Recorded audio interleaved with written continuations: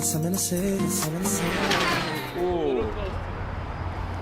everybody, how's it going? This is our House 21, and I am finally getting around to filming the conclusion of my bearing benchmark series for the XO-1.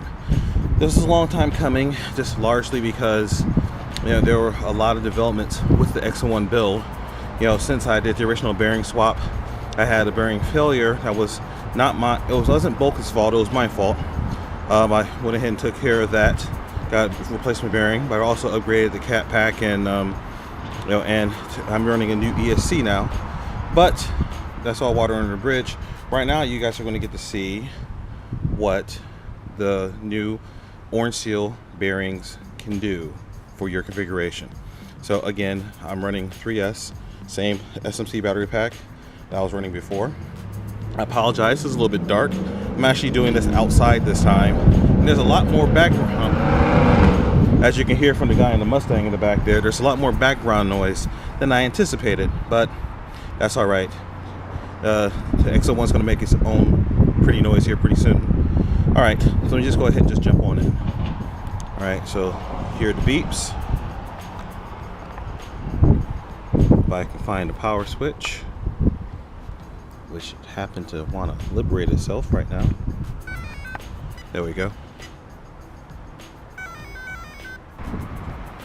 All right, let's do this.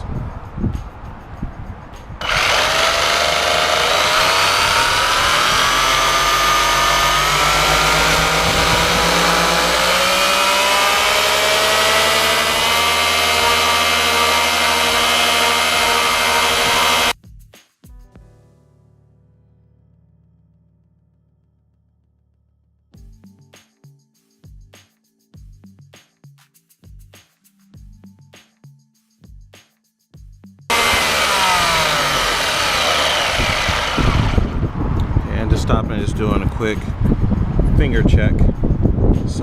I forgot to bring my little IR thermometer down with me, but nothing's getting warm. Last time I did this, I had a bad bearing, and the cases and the rear differential case was at like 150 degrees, actually like 180 degrees. But everything's good here. The gears are nice and cool. It's only about 60 degrees outside, so that's helping everything with the cooling. And you can't tell from here, but let me zoom in.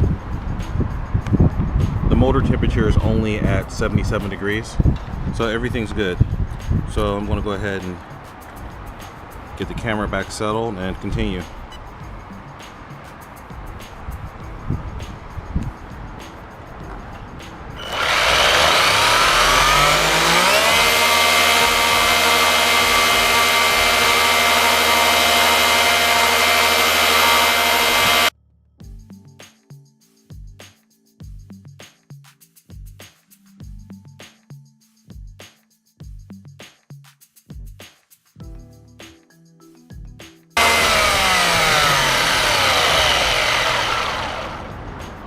Okay, I'm just doing another finger check, even though I'm pretty sure I don't have to.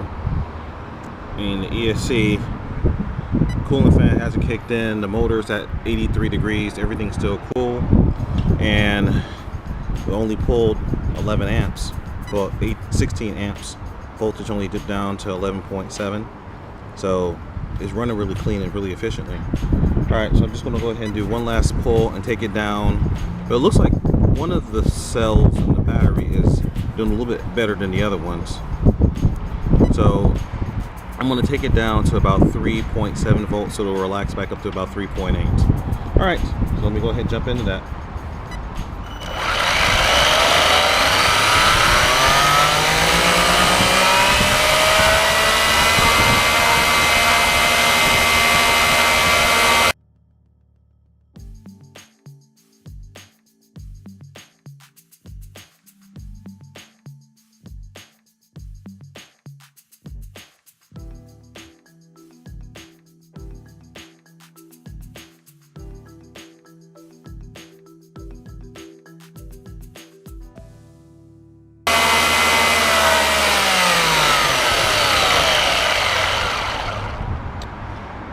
Alright, I think that's about good enough.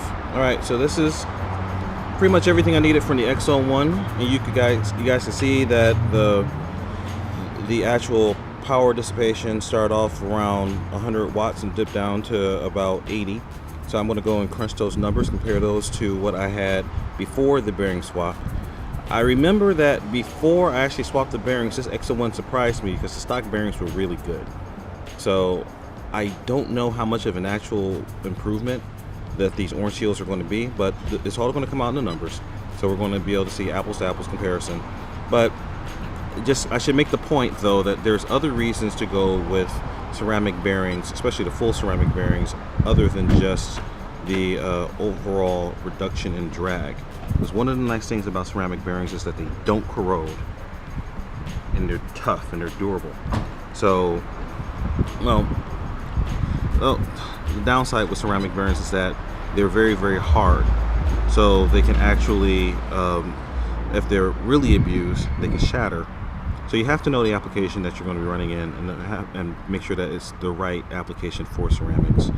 But, you know, I'm pretty happy because this driveline seems to be really, really, really efficient at power. So that's a little bit different than this bench top run up. But like I said, I want to crunch the numbers and do apples to apples and put that in at the end of the video. We'll see how it really does.